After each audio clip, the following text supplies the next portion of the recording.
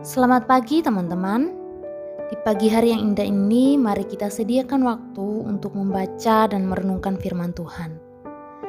Teman-teman pernah gak sih teman-teman itu berpisah untuk sementara waktu dengan saudara kalian?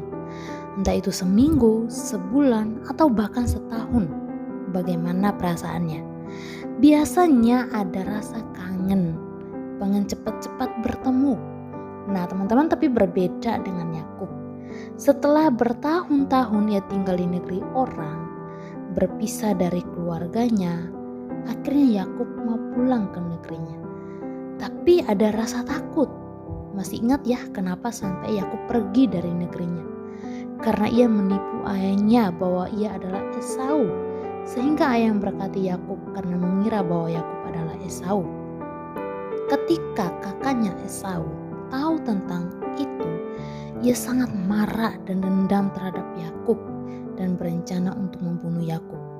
Karena hal inilah Yakub pergi dari negerinya, dari keluarganya.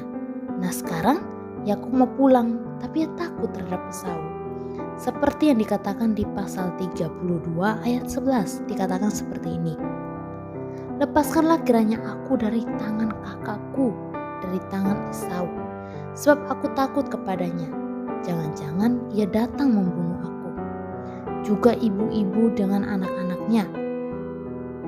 Nah teman-teman, karena ia takut, ia berdoa kepada Allah. Ia takut kalau Esau membunuhnya. Nah ternyata di luar dugaan, ketika Yakub bertemu dengan Esau sama sekali tidak marah kepada Yakub.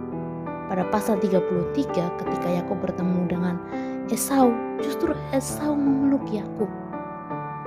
Seiring berjalannya waktu, tampaknya Esau mulai belajar memahami kesalahannya. Ia belajar bahwa menyimpan dendam dan kebencian itu tidak baik, justru akan memberikan dampak buruk baginya. Makanya Esau pun belajar untuk mengampuni. Allah yang mengubah hati Esau yang dulunya sangat dendam, sangat benci terhadap Yakub, sekarang tidak.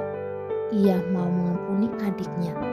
Nah teman-teman, melalui renungan firman Tuhan hari ini mengingatkan setiap kita juga untuk mau mengampuni orang-orang yang pernah menyakiti hati kita, orang yang jahat terhadap kita. Ketika teman ataupun bahkan saudara kita menyakiti hati kita, pasti ada perasaan marah, kecewa, sedih.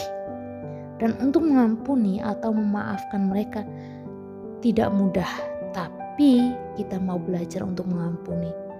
Kita minta Tuhan untuk memberikan kita kemampuan. Tuhan memberikan kita hati yang mau mengampuni. Tuhan yang mengubah hati kita. Kiranya Tuhan Yesus menolong kita untuk mau mengampuni orang-orang yang menyakiti hati kita. Tuhan Yesus memberkati. Amin.